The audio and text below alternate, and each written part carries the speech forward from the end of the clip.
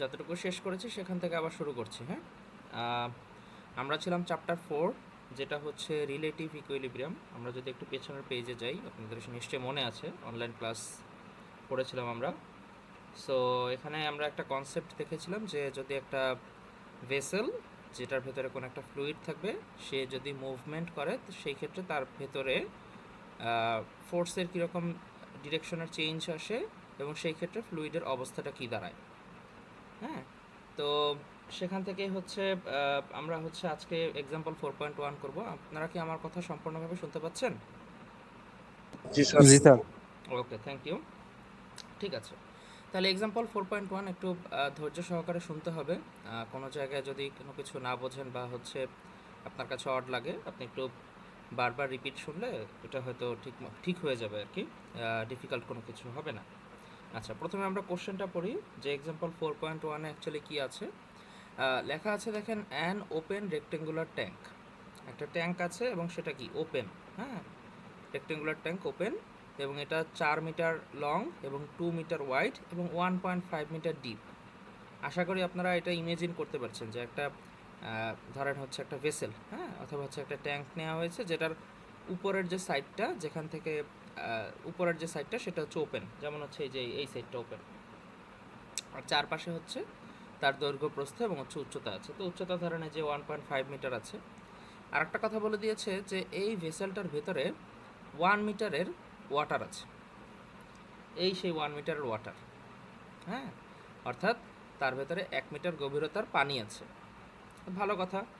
এখন আমাদের কনসেপ্ট অনুযায়ী যদি এই ভেসেলটা মুভমেন্ট করে, ভেসেল মুভমেন্ট বুঝতেছেন তো, যে পানি সহ এই ট্যাঙ্কটাকে যদি আমরা কোনো দিকে সরাই, সাপোজ আপনারা যেমন যদি এরকম এক্সাম্পল দিই, সাপোজ আপনারা হচ্ছে ওই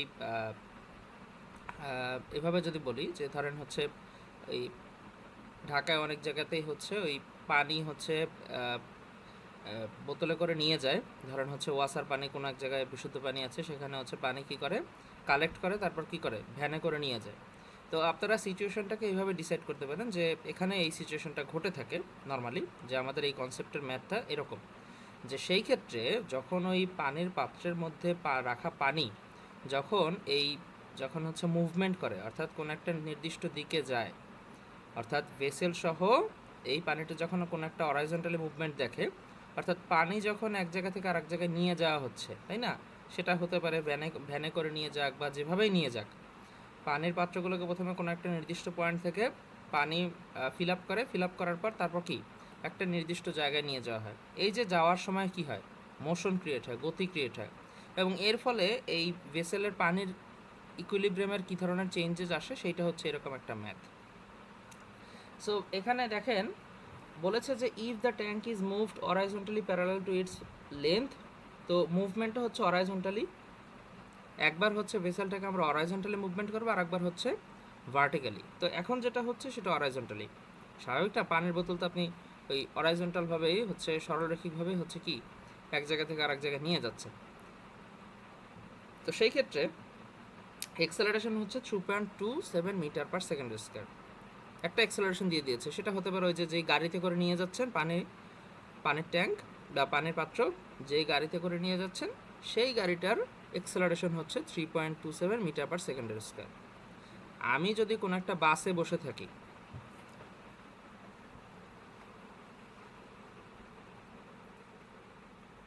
আমরা যদি ধরেন উত্তরা ইউনিভার্সিটি বাসে যদি বসে থাকি, উত্তরা ইউনিভার্সিটি বাসের গতি যদি 40 metre per second, as a reference বলছি, এরকম একটা গতিতে উত্তরা ইউনিভার্সিটির বাস চলে, তাহলে আমার গতিটাও কী হবে, একই হবে না? এরকম একটা বিষয়, যে ট্যাঙ্কের ভেতরে যে পানিটা আছে, এই পানি সহ এটাকে 3.27 এক্সেলারেশনে এক জায়গা থেকে আরেক জায়গায় নিয়ে যাচ্ছে। সেই ক্ষেত্রে বলেছে যে এই ক্ষেত্রে যে পানির ভেতরে তো ধরেন হচ্ছে পানিটা তো আর স্থির থাকবে না, তাই না? পানিটা কি করবে, আপ অ্যান্ড ডাউন, উপরে নিচে ওঠানামা করবে, কারণ হচ্ছে যেহেতু মুভমেন্ট হবে, সেই মুভমেন্টের কারণে পানি তো স্থির থাকতে পারবে না। সেই ক্ষেত্রে আমার এই calculate the volume of water spilled out during the motion, অর্থাৎ এই পাত্র থেকে পানি পড়ে যাওয়ার কোনো সম্ভাবনা আছে কিনা, এইটা আপনাকে দেখতে বলেছে। আরও একটা কথা বলেছে যে also calculate the forces acting on each of the tank and the accelerating force on the fluid motion. এখানে ওই প্রথম জিনিসটা যদি আপনারা বোঝেন যে এই মুভমেন্টের সময় এই পাত্র থেকে পানি বের হয়ে যাবে কি যাবে না, এইটুকু যদি বোঝেন পরেরটুকু ইজি হবে। পরেরটুকু হচ্ছে যে এই যে পাত্রের গায়ে পানি কতটুকু ফোর্স দিচ্ছে এই জিনিসটা বের করতে বলেছে, আর কিছু না। সো এখন আমি এই যে ছবিটা দেখতে পাচ্ছেন এই ছবিটার জন্য আর একটা রেফারেন্স ছবি এঁকেছি, জিনিসটা দেখতে এরকম অবস্থা। এটা থেকে আমাকে একটু বোঝাতে একটু সুবিধা হবে। যেমন এই যে বাম পাশে দেখতে পাচ্ছেন যে এখানে দেখতে পাচ্ছেন যে 1.5 মিটার যেটা আছে সেটা কি, সেটা হচ্ছে ডেপথ, তাই না? এই পাত্রটার ডেপথ হচ্ছে 1.5 মিটার, 4 মিটার হচ্ছে দৈর্ঘ্য, আর অন্য পাশে 2 মিটার আছে। তো যাই হোক, এই 4 মিটার যেই পাশে আছে ওই দিক বরাবরই মুভমেন্ট হচ্ছে, অর্থাৎ লং সেকশন বরাবরই কি মুভমেন্ট হচ্ছে। এই যে এদিক বরাবর মুভিং ভেসেল সহ অর্থাৎ ট্যাঙ্ক সহ এই জিনিসটাকে এই দিক বরাবর গতি আছে, ভালো কথা। এরপর বলেছে যখন হচ্ছে এই পানিটা স্থির অবস্থায় ছিল, ধরেন হচ্ছে ভেসেল মুভমেন্ট করছে না, এক জায়গায় আছে, পানির পাত্রটা একটা জায়গায় আছে, তো সেই ক্ষেত্রে পানির লেভেলটা কত ছিল 1 মিটার। এই যে নীল কালারের যে দাগটা দেখতে পাচ্ছেন এটা হচ্ছে ইনিশিয়াল পানির লেভেল। এখন আপনাদের আগের দিনের যদি ক্লাসটা যদি সম্পূর্ণ মনোযোগ দিয়ে করে থাকেন, এখন যদি এখানে মুভমেন্ট হয় সেই মুভমেন্টের পরিমাণটা কত দেওয়া আছে, এই যে 3.27 মিটার পার সেকেন্ডের স্কয়ার এক্সেলারেশন, তাই না? এক্সেলারেশন, তাহলে এক্সেলারেশনে যদি মুভমেন্ট করে তাহলে সেই ক্ষেত্রে এখানে acceleration 3.27 metre per second square, এইটা যদি হয় তাহলে কি হবে, তাহলে এইখানে যে পানিটা আছে সেই পানিটার সামনের দিকে, মানে যেহেতু ওই দিক বরাবর মুভমেন্ট করছে ডান দিকে বরাবর, তখন কি হবে, এই যে এই অংশটা এরকম উপরে নিচে হয়ে যাবে, অর্থাৎ পানির সামনের যে অংশটা সেটা কি করবে, নিচের দিকে নেমে যাবে, এই যে এইখানে চলে আসবে, আর এই পাশের অংশটা কি উপরের দিকে উঠে যাবে। কীভাবে আমরা এটা বুঝলাম, এই যে আগের দিনের যে ছবিটা আমরা দেখিয়েছিলাম যে এই যে পানির ভেসেল এটা আগে হচ্ছে এরকম নর্মাল ছিল, তারপর সে কী করেছে এইরকম এবি বরাবর চলে গিয়েছে, ঠিক আছে? অর্থাৎ সামনের অংশটা নিচে নেমে যাবে আর পেছনের অংশ কি উপরের দিকে উঠে যাবে, এটাই ফ্লুইডের একটা ধর্ম আর কি বলতে পারেন। তো সেই ক্ষেত্রে এখন এইরকম যদি ঘটনা ঘটে থাকে তাহলে দেখেন এই যে এই রেখাটা হচ্ছে সেই যখন মুভমেন্ট হচ্ছে, মোশনে আছে, গতিতে আছে, তখন পানির লেভেলটা এরকম স্লোপ আকারে হয়ে গিয়েছে। এখন এই স্লোপের ভ্যালুটা কত, এই থিটার ভ্যালুটা কত, থিটার ভ্যালুটা আগের দিন ক্লাসে শিখিয়েছিলাম যে কীভাবে আসে। So tan theta is equals to a divided by g. যারা এই tan theta is equals to a divided by g কেন কীভাবে আসলো এখন এটা ডিসক্রাইব করছি না, এটা লাস্ট ক্লাসের ভিডিও থেকে দেখে নেবেন। Tan theta is equals to a divided by g, এইটা হচ্ছে যে পানি যখন এই পানির পাত্রে আছে এবং এটা যখন একটা গতিতে আছে তখন কি হবে, তখন এই স্লোপ আকারে পানির পেছনের অংশটা উপরের দিকে উঠে যাবে এবং সামনের অংশ কি নিচের দিকে নেমে যাবে। তাহলে ট্যান থিটা সমান সমান এটা যখন আমরা এ ডিভাইডেড বাই জি করবো আমাদের ভ্যালু চলে আসলে দেখেন 1/3, 1/3। এখন আসেন যেটা বলছিলাম যে আমার এখানে পানির লেভেলটা আগে ওইরকম ছিল, এখন কি হবে, পানির লেভেলটা এই রকম চলে আসবে, এই যে এরকম, ঠিক আছে? তাহলে এই যে এই বরাবর হচ্ছে থিটা আসলো, এই বরাবর থিটা আসলো, এই হচ্ছে পানির স্লোপ, এই যে এটা হচ্ছে পানির স্লোপ, ঠিক আছে? তাহলে পানির স্লোপ যদি হয়, এখন দেখেন যদি পানির স্লোপ এরকম হয়, সামনের দিকের যে পানি সেটা নিচে নেমে গেছে, এই যে এতটুকু নিচে নেমে গেল, আর এইখানে যে পানি সেটা উপরের দিকে উঠে গেল, অর্থাৎ পানি এই জায়গাটুকু দখল করে নিল নতুনভাবে, যেটা আগে ছিল না। মুভমেন্ট হওয়ার কারণে পানি অতটুকু জায়গা দখল করে নিয়েছে। এখন দেখেন এইখানে যদি ঠিকমতো পরিমাণ হাইট না থাকে, এটার তো একটা নির্দিষ্ট হাইট আছে 1.5, এখন পানি যদি এত উপরে উঠে যায় যে এইখান থেকে দেখছেন কিছুটা ফাঁকা অংশ আছে, এই যে দেখেন ফাঁকা অংশ, এইখান দিয়ে পানিটা পড়ে যাবে, এখান থেকে কি পানিটা পড়ে যাবে, অর্থাৎ স্পিলড আউট হবে, স্পিলড আউট, পানিটা পড়ে যাবে। তাহলে পানি পড়ে যাবে কি যাবে না সেইটাই হচ্ছে আমরা ম্যাথমেটিক্যালি জিনিসটাকে বোঝার চেষ্টা করছি। তাহলে ঘটনা যদি এরকম হয় যে পানির স্লোপটা এরকম চলে আসছে, সেই ক্ষেত্রে পেছনে তাকে আটকানোর মতো জায়গা ঠিকমতো নেই, অর্থাৎ এই হাইটটা যদি বড় না হয়, এই হাইটটা যদি এনাফ না হয়, তাহলে কি পানিটা পড়ে যাবে। এটাই এখানে ঘটনাটা ঘটেছে, বুঝতে পেরেছেন? হাইট আছে এতটুকু পর্যন্ত, তো পানিটা এই যে এখান থেকে হচ্ছে পড়ে যাচ্ছে। আচ্ছা, এখন আসি আগের ওই ম্যাথের অংশটুকুতে। এখন পানি পড়বে কি পড়বে না সেটা আমরা কিভাবে হিসাব করব? দেখেন, সেটা আমরা হিসাব করব এভাবে যে এই যে লেখা আছে, প্রথমে দেখেন থিটা বের করেছি আমরা, এটুকু পর্যন্ত সবার ক্লিয়ার আশা করি। Rise of the water level on the end of the tank, rise of the water level on the end of the tank. তাহলে এন্ড অংশটা হচ্ছে এই দিক বরাবর, এই যে পেছনের অংশ, আর এই দিক বরাবর যেহেতু মুভমেন্ট হচ্ছে, তাহলে এই সামনের অংশটা হচ্ছে ফ্রন্ট এন্ড, ফ্রন্ট, আর এইটা হচ্ছে রেয়ার এন্ড।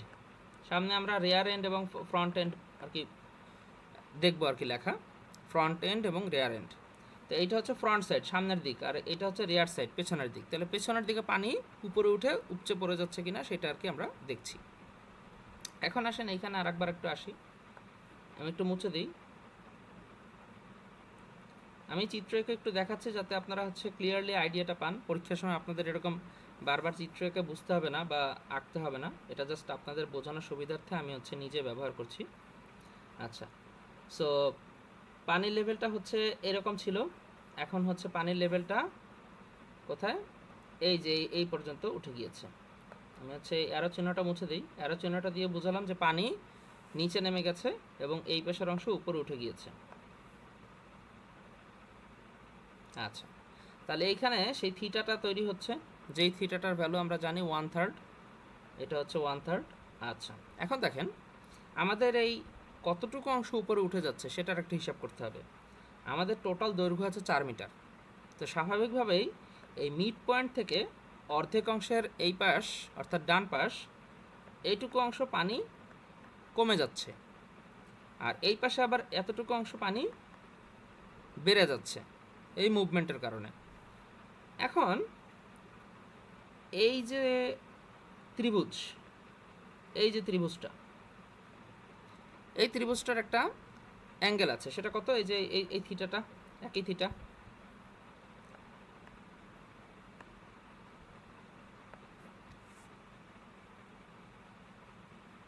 আচ্ছা, এই থিটা সমান সমান এই থিটা, তাই না? আর যেহেতু এটা একটা মিড পয়েন্ট, তাহলে এই অর্ধেক কী হবে? 2 মিটার হবে। এখন আমাদের বের করতে হবে এইখানের এই এক্স, এইখানের এই এক্স। তাহলে কিন্তু আমরা দেখব যে এই 1-এর সাথে এক্সের পরিমাণটা কতটুকু।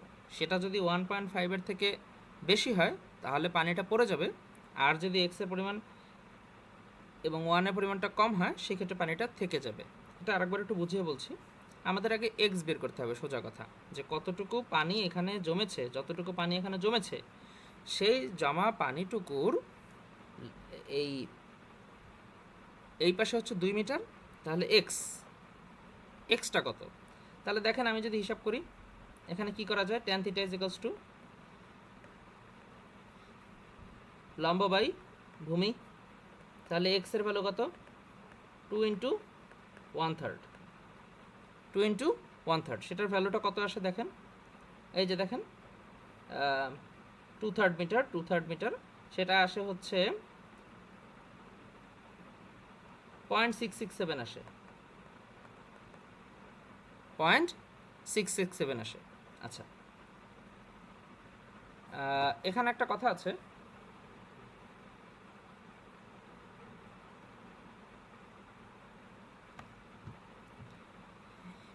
যদি 0.667 আসে, এখন আপনি হিসাব করেন এখানে যদি 1-এর সাথে এক্স যোগ করি, এক্স, তাহলে টোটাল লেন্থ কত হয়? 1 প্লাস এক্স, 1.667 মিটার।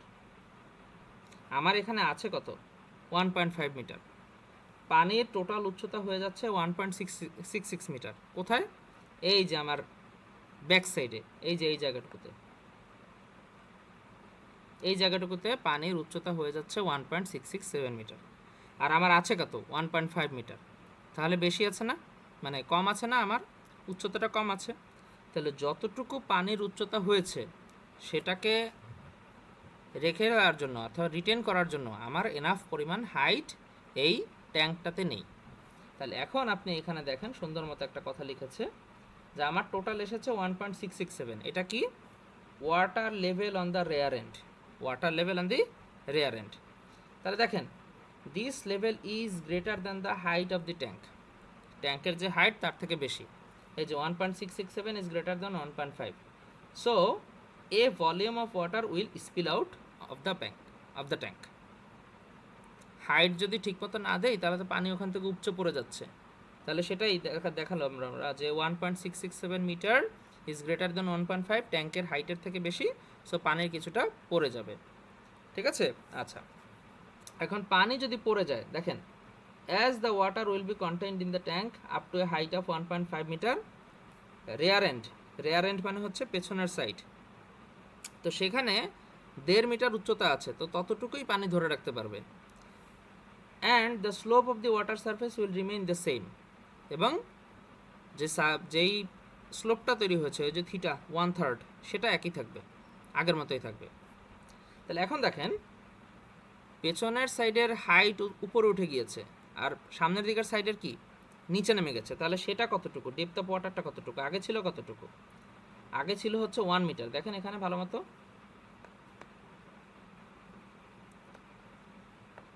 আচ্ছা এই ছিল হচ্ছে ওয়াটার হাইট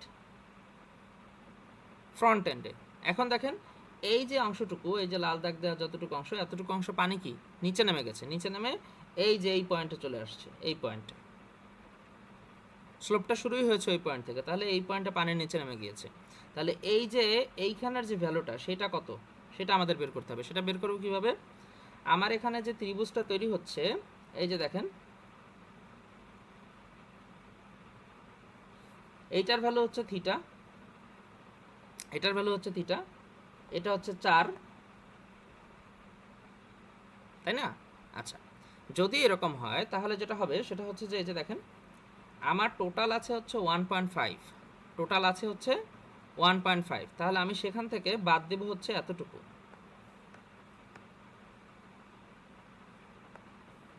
আমার টোটাল আছে 1.5, পানি উপরে উঠে গিয়েছে এই যে এই পর্যন্ত, এই যে এতটুকু পানি উঠে গিয়েছে, তাহলে আমার বাকি এই যে এতটুকু, এইটা হচ্ছে আমি এখান থেকে বের করে ফেলবো।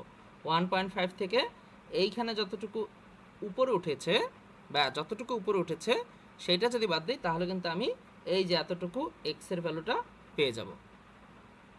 বুঝতে পেরেছেন? তাহলে সেইটাই করেছে। দেখেন depth of water at the front end, অর্থাৎ সামনের অংশ 1.5 মাইনাস 1/3 অফ 4। 4 কীভাবে আসলো? এই যে এটা 4 এবং এটা যদি এক্স ধরেন তাহলে আবারও যদি আপনি হিসাব করেন এই একই আসবে। tan theta is equals two কি, লম্ব বাই ভূমি, x is equals two 4 tan theta, and 4 tan থিটার ভ্যালু কত? 1/3, তাহলে এখানে হচ্ছে 4/3। এই যে দেখেন 4/3, 1/3 ইন্টু হচ্ছে 4, তাহলে এই যে 0.167 এতটুকু হাইট হচ্ছে এই নিচের অংশ। যখন এই পানিটা নিচে নেমে গেছে তখন এইখানে এতটুকু অংশ, কতটুকু অংশ? 0.167 পরিমাণ পানি হাইট আছে, পানির লেভেলটা কি আছে? 0.167 মিটার পর্যন্ত পানির হাইট আছে। তাহলে এখন আমি যদি এটার সর্বসাকুল্যে একটা ছবি আঁকি, যে এখানে অ্যাকচুয়ালি ঘটনাটা যেটা ঘটেছে সেটার জন্য, এই হচ্ছে আমার ট্যাঙ্ক, পানি আছে এরকম, এবং এইখানে পানি আছে 0.167 আর এইখানে পানি আছে 1.5, কারণ 1.5 মিটারের বেশি তো গভীরতাই নেই, তাহলে পানি ধরে রাখার সামর্থ্য ওই 1.5 মিটারই। তাহলে এইটা হচ্ছে ফ্রন্ট এন্ড যেটা হচ্ছে 0.167, আর 1.5 মিটারটা হচ্ছে রেয়ার এন্ড, ব্যাকে মানে পেছনের সাইডে। তাহলে এই পরিমাণ পানি সে হচ্ছে কি এখন এই ট্যাঙ্কের ভেতরে আছে, এই ট্যাঙ্কের ভেতরে কি আছে। তাহলে এখন এই ভলিউমটা কত? একটা ট্রাপিজিয়ামের মতো দেখতে পাচ্ছেন, এই যে 1.67 যতটুকু আছে আর 1.5 আছে, তাহলে দেখেন ভলিউম অফ ওয়াটার ট্রাপিজিয়ামের কী হবে? হাফ ইন্টু ভূমি ইন্টু হাফ ইন্টু দুইটার যোগফল, এই যে 1.5 1.67 0.167, 1.5 প্লাস হচ্ছে 1.67 ইন্টু 4 ইন্টু হচ্ছে 2। ট্রাপিজিয়ামের ক্ষেত্রফল হাফ এই দুইটা বাহুর যোগফল 1.5 প্লাস 1.167 ইন্টু এই যে মাঝখানের যে হচ্ছে তাদের হাইট, এই সরি লেন্থ, সেটা হচ্ছে 4, আর অপোজিট যে সেকশনটা অর্থাৎ উইডথ, ক্রস সেকশন যেহেতু গুণ করতে হবে, আনাল তো আপনি ভলিউম পাবেন না, আনাল তো খালি এরিয়া পাবেন। সে ক্রস সেকশনের এরিয়া কত ছিল, এই কত ছিল, এই যে 2 মিটার ছিল ওয়াইড। তাহলে এখন যে ভলিউমটা আছে এই পরিমাণ ভলিউম কি, এই পরিমাণ ভলিউম পানি নেয়ার সময় এই ওয়াটার ট্যাঙ্কে থাকবে, পানি নেয়ার সময় এই ওয়াটার ট্যাঙ্কে থাকবে। আবারও বলছি যে পানিটা যখন একটা জায়গা থেকে আরেকটা জায়গায় নিয়ে যাওয়া হচ্ছে তখন এই পরিমাণ পানি থেকে যাবে, আর বাকি অংশটা কি হয়ে যাবে, পেছনের দিক থেকে পড়ে যাবে। তাহলে প্রথম অবস্থায় পানি কতটুকু ভলিউমের ছিল, 4 ইন্টু 2 ইন্টু হচ্ছে 1, পাত্রের যতটুকু আয়তন ততটুকু, সেটা হচ্ছে 8 মিটার কিউব, 8 মিটার কিউব। আর এখানে এই যে দেখেন, তাহলে 8 থেকে 6.667 যদি বাদ দেন মিটার কিউব পার সেকেন্ড, তাহলে যতটুকু থেকে যাচ্ছে এইটাই হচ্ছে আপনার ভলিউম, যতটুকু হচ্ছে মোশনের কারণে স্পিলড আউট হবে, অর্থাৎ পড়ে যাবে। ঠিক আছে, তাহলে এইটাই হচ্ছে আপনাকে কোশ্চেন এতে বের করতে বলেছে যে volume of water spilled out during the motion. আচ্ছা, তাহলে এখন দেখেন, আপনি যখন সামনে এবং পেছনে দুই সাইডেই পানির পরিমাণ কত সেটা ধরে ফেলেছেন, তখন এই যে ফোর্স অন দি রেয়ার এন্ডে আমার কতটুকু পানি আছে, 1.5 মিটার, আর সামনে কতটুকু পানি আছে, 0.167, তাই না? তাহলে রেয়ার এন্ড পেছনের সাইডে সেটার ফোর্সের ভ্যালুটা কত হবে, gamma into h bar into হচ্ছে a, gamma into h bar into a. তাহলে সেটা কতটুকু, এই যে 9.81, 1.5 ইন্টু হচ্ছে 2, আর 1.5 ইন্টু হচ্ছে 2, একটা হচ্ছে ক্রস সেকশন এরিয়া 1.5 ইন্টু হচ্ছে 2, এই যে ক্রস সেকশন 1.5, আর ওই উইডথ অর্থাৎ হচ্ছে প্রস্থের দিকে হচ্ছে 2 মিটার, আর এটা যেহেতু হচ্ছে অর্ধেক, সেই অর্ধেকটা হচ্ছে 1.5 এর 1.5 ডিভাইডেড বাই 2। আগেরটা করে পরেরটা যদি করি, পরেরটাও same, gamma h bar into হচ্ছে a, gamma h bar into হচ্ছে এ। তাহলে ফোর্স যদি হয় তাহলে 9.81 1.67 ডিভাইডেড বাই 2, এইটা কীভাবে আসলো, এটা হচ্ছে ওয়াটার লেভেল কোন সাইডে, ফ্রন্ট, আর 0.167 ইন্টু হচ্ছে 2, এটা হচ্ছে ক্রস সেকশন। অর্থাৎ ওয়াটার ট্যাঙ্কটা যদি দেখতে এরকম হয়,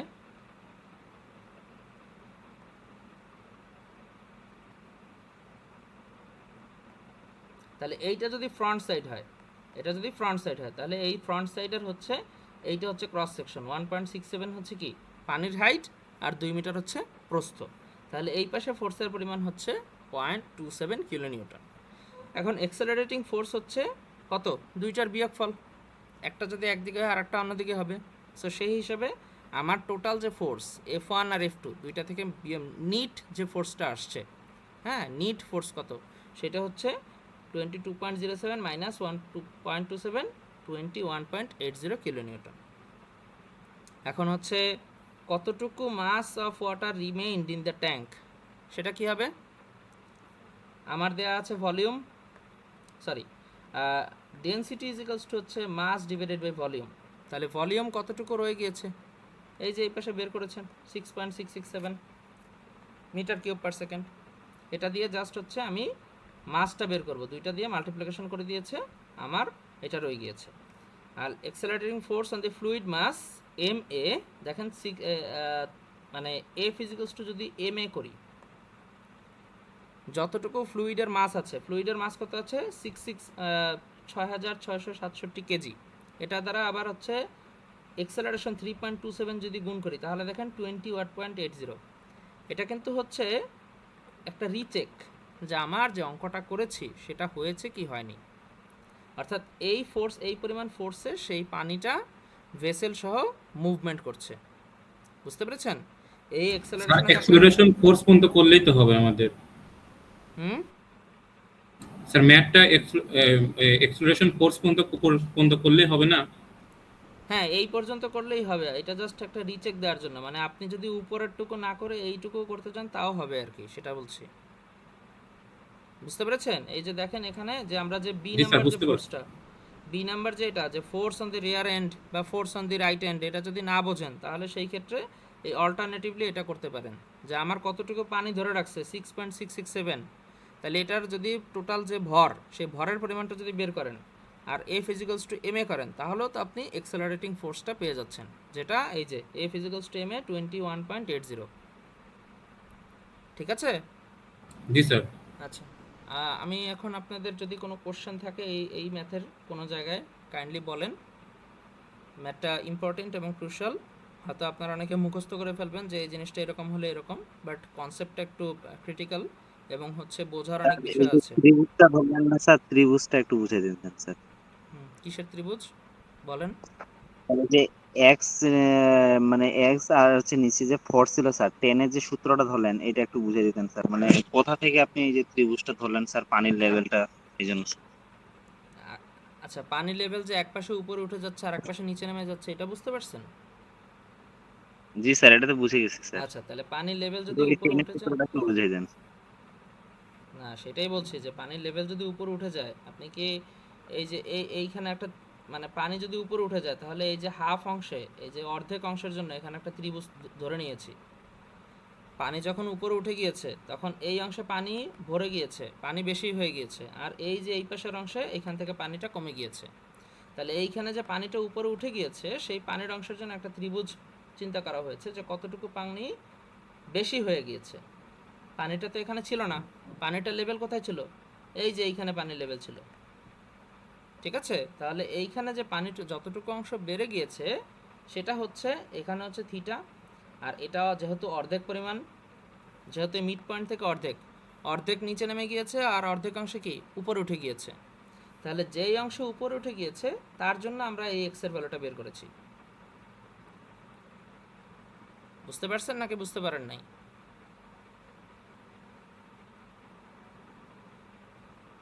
হ্যালো? জি স্যার, বুঝছি। তখন মানে মানে পুরা ত্রিভুজটা নিছিলেন তো, এই জন্য মানে ফর পুরো ধরছিলেন ত্রিভুজ, ওইখানে। আচ্ছা আচ্ছা, পুরো ত্রিভুজ নেওয়ার অর্থ হচ্ছে, পুরো ত্রিভুজ নেওয়ার অর্থ হচ্ছে মানে আমি দুইভাবে কাজটা করেছি। প্রথমবার হচ্ছে এই এক্স নেওয়ার জন্য, পরের বার হচ্ছে এই যে যতটুকু অংশ নিচে নেমে গিয়েছে, এই যে এতটুকু অংশ, এইখানে একটা এক্স আছে। তাহলে এই এক্সটুকু বের করার জন্য কি করতে হবে? এইখানে যতটুকু, এখানে অনেক কিছু লেখা হয়েছে তো তাই হয়তো আপনাদের জন্য বুঝতে একটু কষ্ট হতে পারে। আমি জাস্ট সিম্পলি আরেকবার একটু আপনাকে একটু বলে দিই।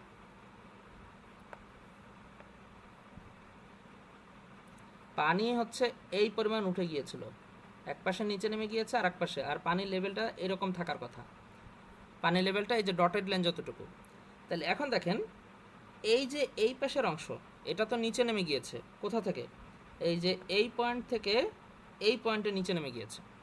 এখন এই পাশের এতটুকু অংশের দৈর্ঘ্য কতটুকু এক্স, সেটা আমি কীভাবে বের করব? সেটা বের করার জন্য আমি যেটা করেছি, এই যে এইটা তো হচ্ছে তার লেন্থ 4 মিটারই আছে, এটা তো 4 মিটারই আছে। তখন আমি এই 4 মিটার ধরে একটা ত্রিভুজ কল্পনা করেছি, যার জন্য আমি এইখানে একটা ভ্যালু বের করেছি। এই যে এইটুকু হচ্ছে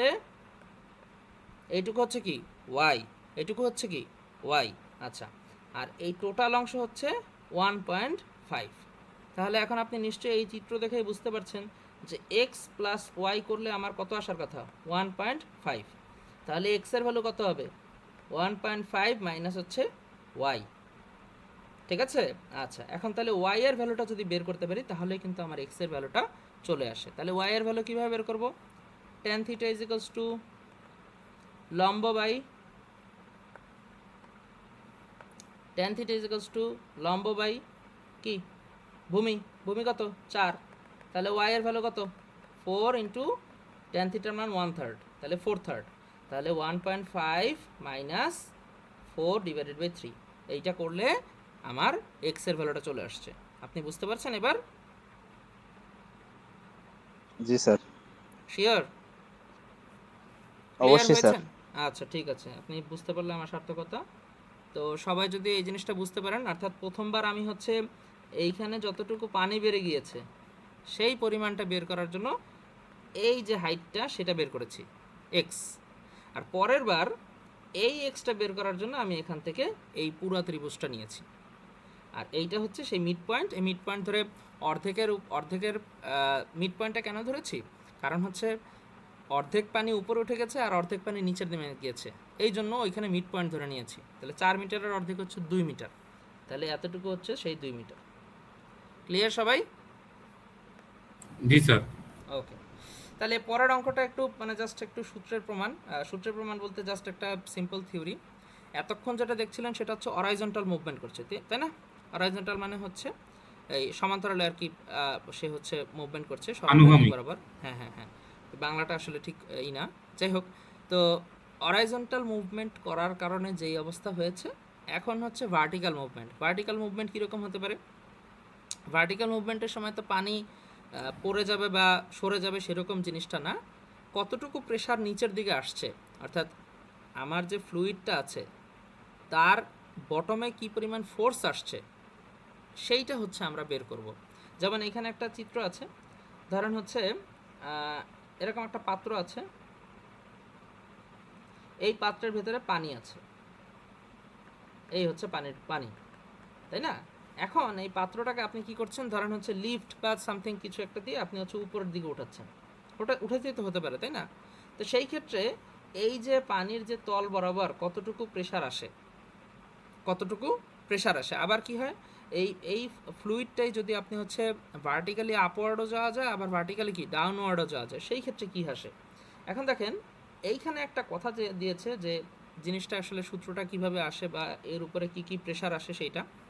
যেমন হচ্ছে এই ফ্লুইডটা আছে, এই হচ্ছে সেই ফ্লুইড, এর ভেতরে বি প্রাইম নামে একটা কলাম চিন্তা করা হয়েছে, ইমাজিনারি কলাম, হ্যাঁ, যাতে আপনারা জাস্ট বোঝেন। তো এই কলামের ক্রস সেকশন দিয়েছে দেখেন ডিএ, ক্রস সেকশন দিয়েছে ডিএ। তাহলে এইখানে যে বি প্রাইম তার দেখেন একটা হাইট আছে, হাইটটা হচ্ছে এইচ, আর বি প্রাইম আছে। এখন এইটা যদি থাকে সেই ক্ষেত্রে আমার এটার যে টোটাল ওয়েট, সেই টোটাল ওয়েটটা কোন দিকে কাজ করবে, নিচের দিকে, তাই না? তাহলে টোটাল ওয়েট সমান সমান আমরা কি লিখতে পারি, টোটাল ওয়েট সমান সমান গামা ইন্টু ভলিউম, গামাটা হচ্ছে ইউনিট ওয়েট, তো গামার জায়গায় থাকলো। ভলিউম সমান সমান কি লেখা যায়, cross section area DA into H, এই যে দেখেন গামা এইচ ডিএ। এখন এটা কোন দিক বরাবর কাজ করছে, এই যে নিচের দিকে, এই টোটাল ওয়েটটা কোন দিকে কাজ করবে, স্বাভাবিকভাবে নিচের দিকে। আপনার ওজন কোন দিকে কাজ করে, সরাসরি নিচের দিকে, তাই না? আচ্ছা, আর এই যে ভেসেলটা যেটাকে আপনি ভার্টিক্যালি আপওয়ার্ড উঠাচ্ছেন উপরের দিকে, তাহলে তার উপরেও কি একটা ফোর্স কাজ করবে, আর নাহলে তো উপরে যাবে না। ডব্লু যদি নিচের দিকে কাজ করে তাহলে আপওয়ার্ড ফোর্স ইউ সেটা কি উপরের দিকে যাবে, আর নাহলে তো ভেসেলটা উপরের দিকে মুভমেন্ট করবে না। তাহলে এখন আপনাকে এই ইউ বলতে আপওয়ার্ড ফোর্স বোঝাচ্ছি, ঠিক আছে? ইউ বলতে আপওয়ার্ড ফোর্স বোঝাচ্ছি, এবং এই ফোর্সটা কিন্তু অবশ্যই এই ডব্লিউ এর থেকে বেশি হতে হবে। ধরেন আপনার বন্ধু এবং আপনি দুইজনে একটা রশি নিয়ে টানাটানি করতেছেন, তাহলে যার শক্তি বেশি সেই দিকেই তো দড়িটা যাবে, তাই না? তাহলে সেই ক্ষেত্রে এই ডব্লুর থেকে যদি ইউ এর পরিমাণটা বেশি না হয় তাহলে ভেসেলটা উপরের দিকে যাবে না, ঠিক আছে? তাহলে এখন দেখেন একটা হচ্ছে ডব্লু, আর এই যে পিবিডিএ এইটা হচ্ছে যে একটা ফোর্স, মানে ফোর্স সমান সমান কি, চাপ, প্রেশার ইজিক্যালস টু কি, প্রেশার ইজিক্যালস টু হচ্ছে এফ ডিভাইডেড বাই এ, অর্থাৎ pressure equals to force divided by area. তাহলে ফোর্স সমান সমান কি লেখা যায়, পিএ। তাহলে এই পি হচ্ছে প্রেশার আর এ হচ্ছে কি, এরিয়া। তাহলে এখন এই ভেসেলের নিচে কতটুকু প্রেশার হচ্ছে, সেই প্রেশারের পরিমাণটা হচ্ছে এই যে পিবি। এইটাই হচ্ছে আমাদের বের করতে হবে যে প্রেশারের পরিমাণটা কত। আর ডিএ তো হচ্ছে একটা আনুমানিক ধরে নিয়ে, মানে একটা ইমাজিনারি ধরে নিয়েছে এটার ক্রস সেকশন এরিয়া। তাহলে দেখেন এই ফোর্সটা হচ্ছে সেই এফ, তাই না? আর এফ ডি মাইনাস হচ্ছে ডব্লু, এইটা হচ্ছে এম এ। তাহলে আমাদের জিনিসটা কি দাঁড়াচ্ছে যে এফ মাইনাস হচ্ছে ডব্লু ইজ ইকুয়ালস টু কি এফ প্রাইম, আর এফ প্রাইম মানে হচ্ছে এম এ।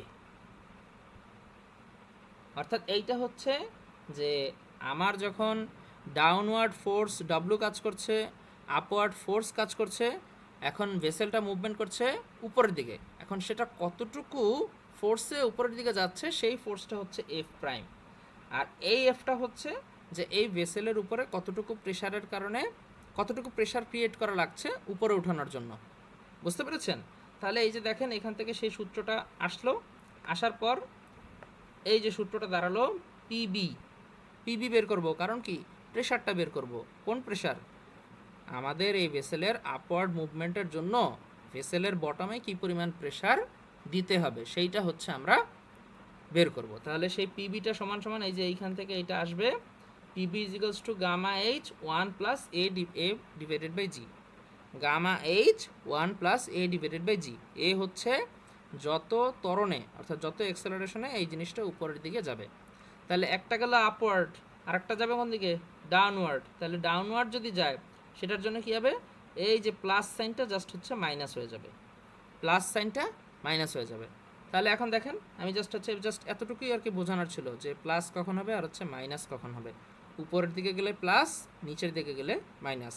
এবং সেটা কেন হচ্ছে সেটাও আমি বলে দিয়েছি যে ডব্লু সমান সমান ওয়েট। তাহলে ওয়েটটা যখন নিচের দিকে কাজ করছে একরকম, আর আপওয়ার্ড ফোর্স সেটা উপরের দিকে কাজ করছে সেটা একরকম। এই এই এই হচ্ছে আমাদের কাজ।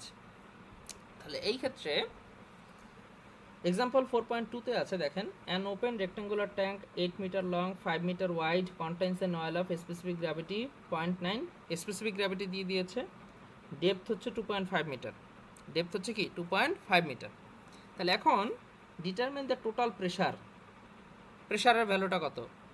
Total pressure force on the bottom of the tank, ট্যাঙ্কের বটমে কতটুকু প্রেশার লাগতেছে কখন?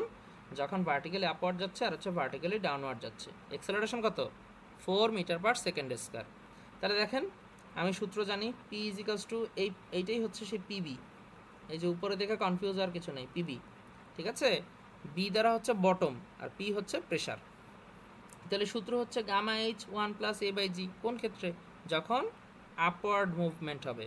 তাহলে দেখেন গামা এর ভ্যালু 8.829 কীভাবে আসলো?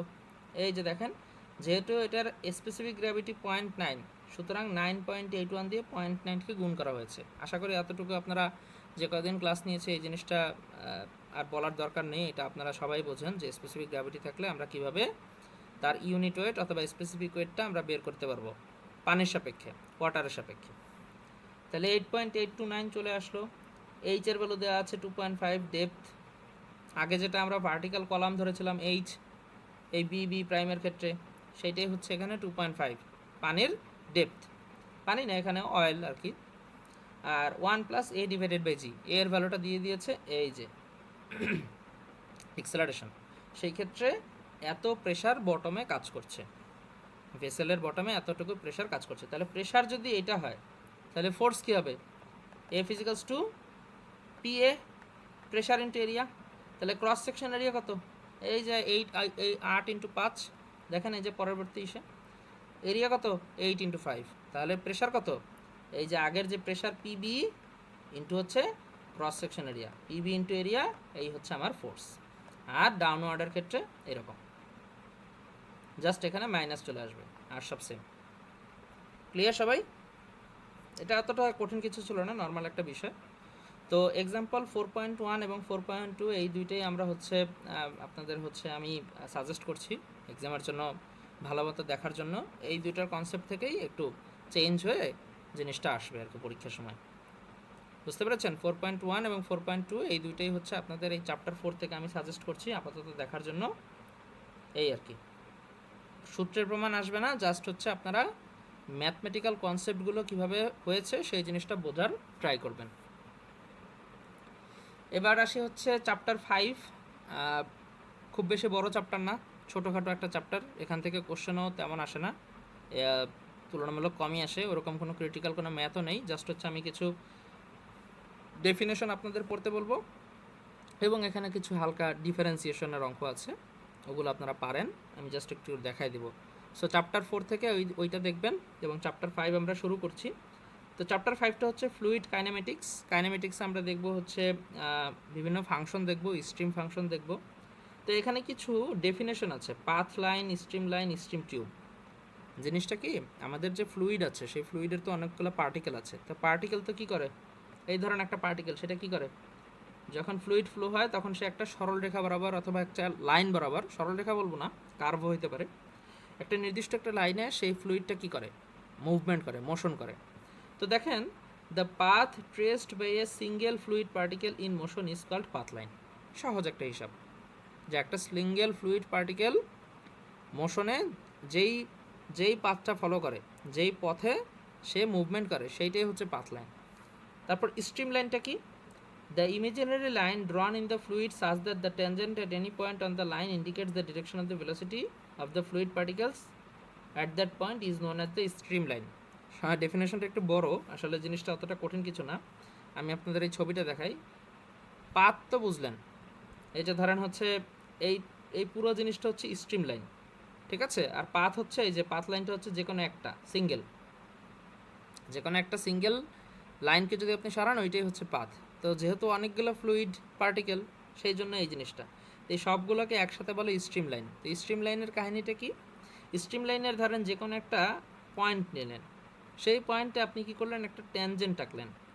ট্যানজেন্ট মানে কি, স্পর্শক আঁকলেন। এই স্পর্শকের যে ডিরেকশন, সেই ডিরেকশন বরাবর ভেলোসিটিটা কাজ করবে। এইটাই হচ্ছে ডেফিনেশনে বলা আছে। একটু ভালো মতো আবার একটু দেখে নিন, জাস্ট আপনাদের একটু বলে দিলাম।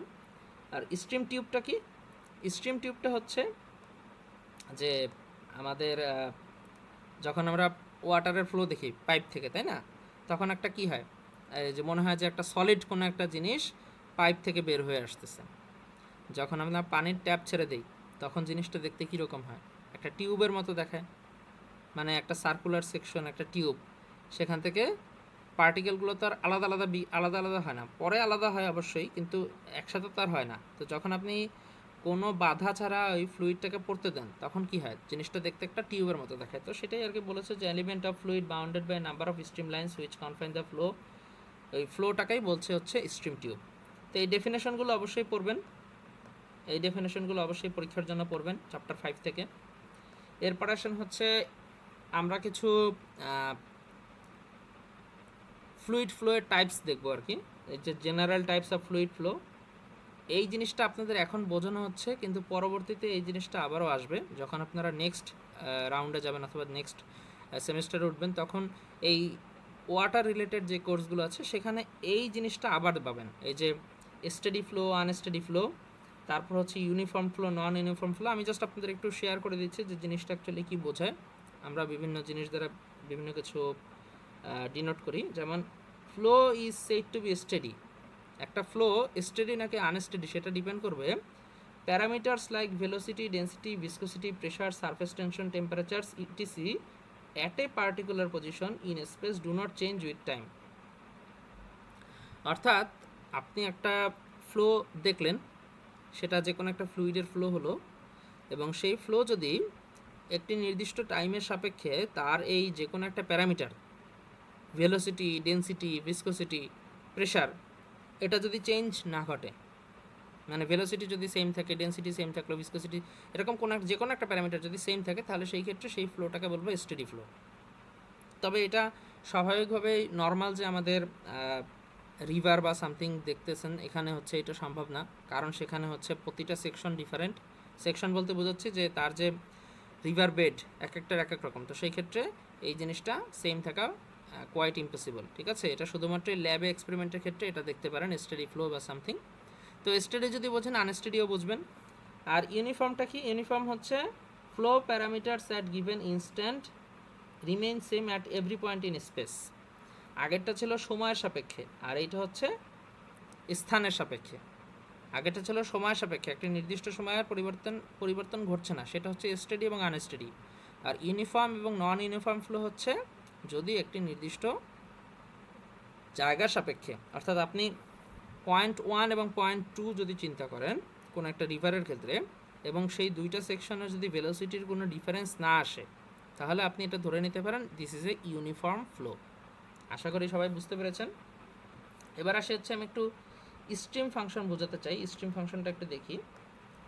স্ট্রিম ফাংশন যেমন আমরা একটু আগে যে স্ট্রিম লাইন দেখলাম না, অর্থাৎ ফ্লুইড পার্টিকেল যেই লাইন দিয়ে হচ্ছে মুভমেন্ট করছে, এই যে একটা লাইন তো ফলো করে, তাই না? তাহলে সেই লাইনের যদি আমরা যে কোনো একটা পয়েন্ট নেই, সেই পয়েন্টটা অ্যাকচুয়ালি কী, সেই পয়েন্টটা অ্যাকচুয়ালি তার ভেলোসিটি ইন্ডিকেট করে, তাই না? একটা ট্যানজেন্ট যদি কোনো একটা পয়েন্টের উপরে নেই, তাহলে সেটাই হচ্ছে আমার সেটার ভেলোসিটি ইন্ডিকেট করে।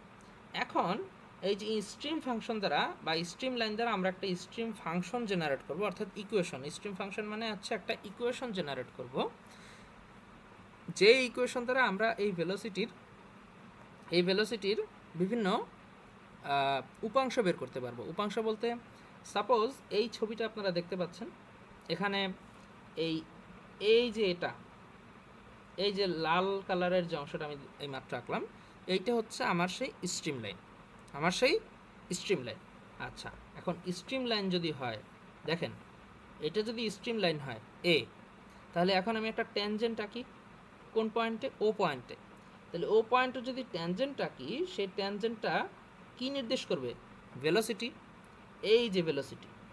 এখন এই ভেলোসিটিটা বের করব কিভাবে? বের করব এই স্ট্রিম ফাংশন দিয়ে, অর্থাৎ ইকুয়েশনের মাধ্যমে। তাহলে এই ভেলোসিটির দুইটা উপাংশ থাকবে, একটা যাবে হচ্ছে এক্স বরাবর আর একটা যাবে হচ্ছে ওয়াই বরাবর। তো এইখানে সেই জিনিসটাই লিখেছে যে এটা যদি একটা ফাংশন হয় X and Y, velocity V in the X direction and Y direction, তো এই যে ইউ এবং ভি এই দুইটা হচ্ছে উপাংশ, ইউ এবং ভি এইটা হচ্ছে উপাংশ।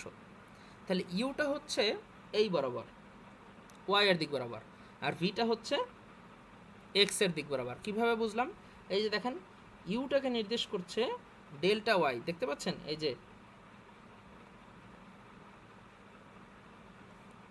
ডেল্টা ওয়াই, ওয়াই এর সাপেক্ষে ইউ, আর এক্স এর দেখেন ভি বোঝাচ্ছে এক্স এর ডিরেকশন, এই যে ডেল্টা এক্স। তো এইভাবে করলে আমাদের একটা ইকুয়েশন জেনারেট হচ্ছে 5.18। আপনারা এই ইকুয়েশন আগেও দেখেছেন, হয়তো এখন খেয়াল নাই, জাস্ট হচ্ছে একটা ফাংশন আর কি। সাপোজ আমি যদি আপনাকে একটা ইকুয়েশন দিই, suppose x square plus Y square, দুঃখিত, x square plus Y square minus 2 is equals to 0, এটা কিন্তু একটা স্ট্রিম ফাংশন হতে পারে, কারণ এখানে এক্স আছে ওয়াই আছে। আপনি সেখান থেকে ডিফারেন্সিয়েশন করে আপনি কিন্তু ইকুয়েশনের এই ইউ এর ভ্যালু এবং হচ্ছে ভি এর ভ্যালুটা বের করে আনতে পারেন। কীভাবে পারেন সেটা আমি একটু বলে দিচ্ছি। এই যে সাপোজ পরবর্তী পেজে যাই, এই যে এখানে ভেলোসিটি ইজিক্যালস টু হচ্ছে root over U square plus Y square, root over U square plus হচ্ছে ভি স্কোয়ার, ইউ একটা কম্পোনেন্ট, ভি একটা কম্পোনেন্ট। তাহলে দেখেন for a 2 dimensional flow the stream function একটা ফাংশন দিয়ে দেবে সাই হচ্ছে সেই ফাংশনটা, ইকুয়েশন আর কি, ফাংশন আর equation. So psi is equals to হচ্ছে 2xy, calculate the velocity at point 3 and 6। Point 3 and 6 এর জন্য আমার এখানে কি করতে বলেছে? ভেলোসিটি ক্যালকুলেট করতে বলেছে। তাহলে এখন আমি কাজ কি? ইউ এবং ভি বের করা। তাহলে ইউ সমান সমান আমরা জানি এই যে delta X delta psi divided by হচ্ছে ডেল্টা ওয়াই।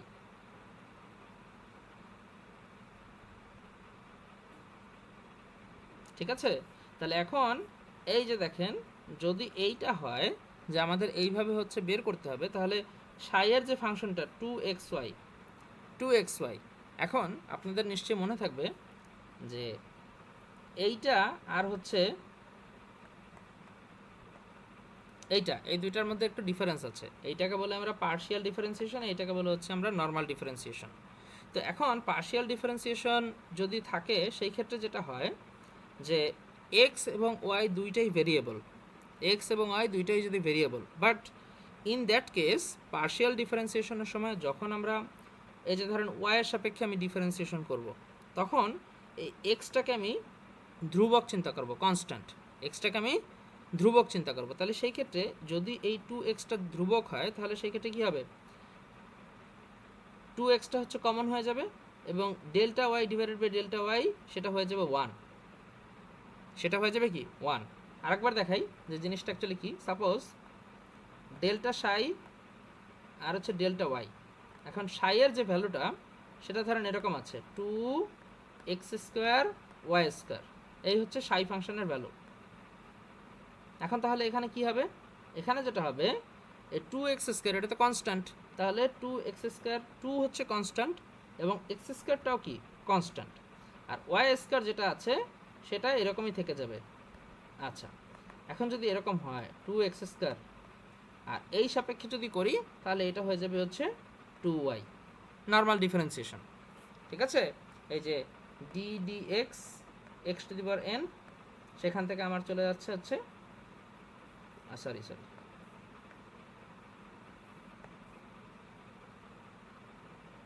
এই যে Y square is equal to হচ্ছে, আপনারা তো ডিফারেন্সিয়েশন জানেনই, তো যদি হচ্ছে এরকম ফাংশন চলে আসে যে এটা সমান সমান কি হয় 2x, এটা সমান সমান কি হয় 2x, তো এখানেও সেই সেম জিনিসটাই করা হয়েছে। তো এখন দেখেন, আর হচ্ছে যখন আমরা ভি ফাংশনটা বের করব তখন দেখেন একটা মাইনাস চিহ্ন আছে, এই যে মাইনাস, এটা হচ্ছে সূত্রেরই মাইনাস, এখানেও হচ্ছে দেখবেন আগের ইস্যু ছিল, এই যে মাইনাস সাইন, এই যে মাইনাস সাইন। ঠিক আছে, আচ্ছা, তাহলে মাইনাস সাইন যদি থাকে সেই ক্ষেত্রে দেখেন এখানে একটু ছোট্ট মিস্টেক করেছে যে এইখানে হচ্ছে এক্স হবে। ঠিক আছে, কারণ আমার ভি যে ফাংশনটা আছে সেটা হচ্ছে এক্স এর সাপেক্ষে করা হচ্ছে। তাহলে এখন দেখেন এই এক্স এর সাপেক্ষে যখন এই যে টোয়াইজ এক্স ওয়াই যদি আমি হচ্ছে এটাকে ডিফারেন্সিয়েট করি, তখন এক্স এর সাপেক্ষে করলে আমার ওয়াই যেটা আছে সেটা কি হয়ে যাবে কনস্ট্যান্ট হয়ে যাবে। যে কোনো একটা সংখ্যা সেটা কি অলরেডি কনস্ট্যান্ট, তাহলে এখানে 2 এবং ওয়াই এই দুইটাই কনস্ট্যান্ট, তাহলে কনস্ট্যান্টের তো ডিফারেন্সিয়েশন হবে না, তাহলে কার হবে ও এক্সের হবে। তাহলে এক্সের যদি হয় তাহলে সেটা হয়ে যাবে কত 1 হয়ে যাবে, কি হবে 1 হয়ে যাবে। তাহলে সেই ক্ষেত্রে শুধুমাত্র -2y থেকে গেল। এখন দেখেন এক্স এবং ওয়াই দুইটাই আছে, তাহলে এক্সের ভ্যালু বসাবো এবং ওয়াইয়ের ভ্যালু বসাবো, সেই ক্ষেত্রে যেই ভ্যালুটা চলে আসবে এইটাই হচ্ছে কি আমার ওই ইউ এবং ভি এর ভ্যালু, ওই নির্দিষ্ট একটা পয়েন্টে ইউ এবং ভি এর ভ্যালু। ঠিক আছে, তাহলে এখন যদি আমি টোটাল ভেলোসিটিটা বের করি √ইউ স্কোয়ার প্লাস ভি স্কোয়ার, এটা হয়ে যাবে হচ্ছে 13.42 metre per second. 13.42 metre per second কীভাবে করলাম, এই যে এখানে রেজাল্টেন্ট বের করলাম। ঠিক আছে, তো একটু ডিফারেন্সিয়েশনটা যারা আর কি মোটামুটি ভালো মতো না বোঝেন তারা একটু দেখে নেবেন, এটা জাস্ট আমি ম্যাথমেটিক্সের আপনাদের শেখার কথা, এইখানে শুধুমাত্র অল্প একটু কনসেপ্ট লেগেছে এইটুকুই আর কি। জাস্ট পার্শিয়াল ডিফারেন্সিয়েশনের সময় যেই ভেরিয়েবলের সাপেক্ষে আপনি পার্শিয়াল ডিফারেন্সিয়েশন করছেন ওইটা বাদে অন্য যে কোনো ভেরিয়েবল কনস্ট্যান্ট হিসেবে ধরে নিতে হবে। যদি এক্স এর সাপেক্ষে করেন ওয়াইটা হয়ে যাবে কনস্ট্যান্ট, যদি ওয়াইয়ের সাপেক্ষে করেন এক্স হয়ে যাবে কনস্ট্যান্ট, এই আর কি। এবার আসেন তাহলে এই যে 5.2 এইটা হচ্ছে আপনারা এখান থেকে করবেন, এই ফাংশনটা হচ্ছে আপনারা দেখে নেবেন। এবার আসি হচ্ছে লাস্ট টপিক, একদমই ছোট্ট একটা টপিক, জাস্ট হচ্ছে আপনাদের একটু বুঝিয়ে দেওয়ার জন্য। ফ্লোনেট, এই ফ্লোনেটের ডেফিনেশনটা অবশ্যই দেখে আসবেন, এটা আপনারা সামনেও যখন আপনারা জিওটেক ইঞ্জিনিয়ারিং করবেন তখন এই ফ্লোনেট সম্পর্কে আপনাদের আইডিয়া হয়ে যাবে। It is a graphical representation of stream lines and potential lines which are orthogonal. একটা গ্রাফ নিয়ে graphical representation of stream lines and potential lines. তাহলে স্ট্রিম লাইন কি সেটা তো আমরা জানলাম, তাই না? পোটেনশিয়াল লাইন জিনিসটা কি সেটা একটু জানি। প্রথমে এই যে লাইনটা দেখতে পাচ্ছেন এটা একটা স্ট্রিম লাইন, এই যে লাইনটা দেখতে পাচ্ছেন এটা স্ট্রিম লাইন। স্ট্রিম লাইন তো সবাই চিনে ফেলছেন এতক্ষণে। এখন এই যে লম্বালম্বি বরাবর যেই রেখাগুলো আছে, এই যে এটা এটা এটা এগুলো কি, এগুলো এক একটা দ্বারা বোঝাচ্ছে যে দেখেন সেকশন নাম্বার 1 থেকে সেকশন নাম্বার 2, সেকশন নাম্বার 1 থেকে সেকশন নাম্বার 2, এই যে রাস্তাটা, এই রাস্তার বিভিন্ন জায়গায় এক একটা করে বাধা আছে, সেই বাধার নাম হচ্ছে পোটেনশিয়াল লাইন। বাধাটা কীরকম, যে এই প্রত্যেকটা পয়েন্টে কী হবে এনার্জি লস করবে, এই প্রত্যেকটা পয়েন্টে এক একটা করে এনার্জি লস করবে। তো এই যে প্রত্যেকটা পয়েন্ট যেখানে এনার্জি অর্থাৎ হেডটা লস হয়, হেড লস হয়, সেই প্রত্যেকটা পয়েন্টই হচ্ছে এক একটা করে পোটেনশিয়াল লাইন। এতটুকু আপাতত আপনারা বোঝেন, পরবর্তীতে আরও ক্লিয়ার হবে আশা করি।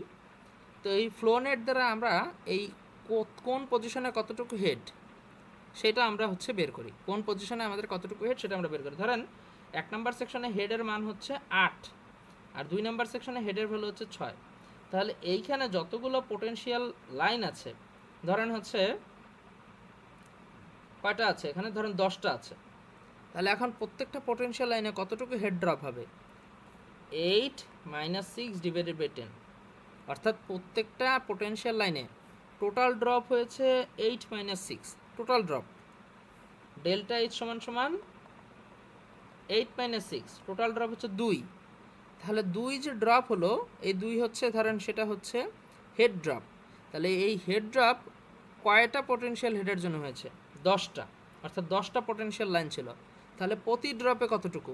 এই 2 ডিভাইডেড বাই 10, অতটুকু, এই আর কি। তো এই জিনিসটা একটু বোঝার জন্য। আর আমাদের হচ্ছে যখন এই জিনিসটা হয় ফ্লোনেটে, তখন এই ডিসচার্জের পরিমাণটা বের করার জন্য আমরা কি করি? d1 into v1 is equals two d2 v2, অর্থাৎ এই ভেলোসিটিতে অথবা যে কোনো একটা স্ট্রিম লাইনে আমার টোটাল যে হচ্ছে ডিসচার্জ, সেই ডিসচার্জের পরিমাণটা থাকে হচ্ছে সমান। হ্যাঁ, আমি আপনাকে একটু একটা ম্যাথ দেখাই, তাহলে হয়তো জিনিসটা আর একটু ক্লিয়ার হবে, এবং এটাই আমাদের লাস্ট জিনিস। Example 5.4, from a flow net diagram it was found that the distance between two consecutive stream lines at two successive sections are 10 mm and 6 mm. আবারও বলছি যে from a flow net diagram it was found that the distance between two consecutive streamlines at two successive sections are 10 mm and 6 mm. দুইটি stream লাইনের পার্থক্য হচ্ছে 10 আর হচ্ছে 6, যেহেতু দুইটা আছে আর কি। Respectively if the velocity at the first section, একটা ফার্স্ট সেকশন সেটা হচ্ছে 1 mm, সেকশন আছে হচ্ছে দুইটা, তো সেই ক্ষেত্রে একটার হচ্ছে 10 mm আর একটার হচ্ছে 6 mm। হ্যাঁ, if the velocity at first section is 1 mm/s, সেকেন্ডেরটা বের করতে বলছে যে ভেলোসিটিটা সেকেন্ড সেকশনে কী হবে। তো এই ধরন হচ্ছে 1 নাম্বার সেকশন, এই ধরন হচ্ছে 2 নাম্বার সেকশন। ঠিক আছে, এখন এই যে স্ট্রিম লাইন, এইখানে যে এইখানে প্রথমটার জন্য যে ভেলোসিটি সেটা দেওয়া আছে হচ্ছে 1 m/s, আর এইখানে যে ভেলোসিটি v2 সেটা হচ্ছে আপনাকে বের করতে বলেছে। এখন আপনি কি জানেন, এই পয়েন্ট থেকে এই পয়েন্টে যাওয়ার সময় যে টোটাল যে ডিসচার্জ কিউ, সেই কিউটা কি থাকবে? সমান থাকবে। সেই কিউটা কি থাকবে? সমান থাকবে। কোন ক্ষেত্রে? ফ্লো নেটের ক্ষেত্রে। আচ্ছা, যদি সমান থাকে সেই ক্ষেত্রে কিউ সমান সমান আপনি জানেন D into V, d1 v1 is equals to হচ্ছে d2 v2। তাহলে d1 v1 ইন্টু হচ্ছে d2 v2 যদি করি, তাহলে দেখেন d1 v1 is equals two d2 v2। কেন? কারণ ডিসচার্জের পরিমাণ সমান। কোন ক্ষেত্রে? দুইটাই স্ট্রিম লাইনের ক্ষেত্রে, ফ্লো নেটের ক্ষেত্রে। তাহলে একটা ধরেন 1 ইন্টু 100 ইন্টু হচ্ছে 0.6 ইন্টু হচ্ছে v2। 1টা কীভাবে আসলো? এই যে 1 সেন্টিমিটার করে নিয়েছে, 1 সেন্টিমিটার, এবং এই ভেলোসিটি 1 m/s-কে সেন্টিমিটার পার সেকেন্ডে করে নিয়েছে, এটা জাস্ট কনভার্সন আর কি। তো সেই ক্ষেত্রে এখান থেকে ভেলোসিটিটা বের হয়ে গেল v2। তাহলে v2টা বের হয়ে গেছে 167 সেন্টিমিটার পার সেকেন্ড। তাহলে ডিসচার্জের ভ্যালু কীভাবে বেরোবে? ডিসচার্জের ভ্যালু বেরোবে Q is equals to d1 v1, এটা করলাম, সেই ক্ষেত্রে আসলো হচ্ছে 1 ইন্টু 100, এই যে সেন্টিমিটার স্কোয়ার পার সেকেন্ড, এইটা হচ্ছে ডিসচার্জের ভ্যালু। আপনি এখানে d2 ইন্টু v2 করলেও এই সেম রেজাল্টই চলে আসবে। ঠিক আছে, এই হচ্ছে এই ফ্লো নেটের কনসেপ্ট, যে ফ্লো নেটের ইকুয়েশনটা হচ্ছে যে ডিসচার্জ ইজ ইকুয়ালস টু হচ্ছে এই d1 ইন্টু হচ্ছে v1, এবং প্রত্যেকটা সেকশনে এটা কি থাকবে? সমান থাকবে। ডিসচার্জের পরিমাণে কোনো ঘাটতি হবে না। ঘাটতি যদি হয় সেই ক্ষেত্রে পোটেনশিয়াল হেড ড্রপের কারণে হবে, হেড লস হবে, কিন্তু ডিসচার্জ এর পরিমাণ সমান থাকবে। ঠিক আছে, তাহলে এক্সাম্পল 5.4 এটাও একটা ছোট্ট একটা ম্যাথ, জাস্ট হচ্ছে একটা সিম্পল কনসেপ্ট ফ্লো নেটের থেকে। যখন আপনারা সামনে আরও দেখবেন তখন এই জিনিসগুলো আরও আসবে। তো এই ছিল হচ্ছে আমার সাথে আপনাদের মিড টার্ম পর্যন্ত যতটুকু শেখানোর দরকার ছিল ততটুকু আমরা চ্যাপ্টার 5 পর্যন্ত দেখলাম, এবং চ্যাপ্টার 5-এ আপনারা দেখলেন এক্সাম্পল 5.4 একটা কনসেপ্ট থেকে আসছে, সেটা হচ্ছে ফ্লো নেট। আশা করি যতটুকু বলেছি ততটুকু যদি আপনারা দেখে আসেন বা পড়ে আসেন সেক্ষেত্রে আপনাদের জন্য সুবিধা হবে। আর ফ্লো নেটের ডেফিনেশন দেখতে বলেছি, এবং এখানে স্ট্রিম ফাংশন থেকে কিভাবে ডিফারেন্সিয়েশন করে আমরা রেজাল্টেন্ট অফ ভেলোসিটি বের করতে পারি ভি, সেটা আপনারা দেখলেন। ভেলোসিটি √u² প্লাস v², এখান থেকে আমরা ভেলোসিটিটা বের করে এনেছি স্ট্রিম ফাংশন থেকে। আর স্ট্রিম ফাংশনটা এই যে 2xy সবসময় যে এরকমই হবে তা না, যে কোনো ইকুয়েশন হতে পারে। আচ্ছা, এই গেল হচ্ছে চ্যাপ্টার 5 এর অংশ। তো যতটুকু হচ্ছে থিওরিটিক্যাল আলোচনা করেছি এবং যতটুকু ম্যাথমেটিক্যাল, এগুলো একটু দেখে আসলেই মনে হয় হয়ে যাবে। ঠিক আছে? তো আপনাদের সবাইকে ধন্যবাদ। যতটুকু আর কি ক্লাস আজকে করতে পেরেছি, এতটুকুই ওকে আপনাদের জন্য সাজেশন আর কি।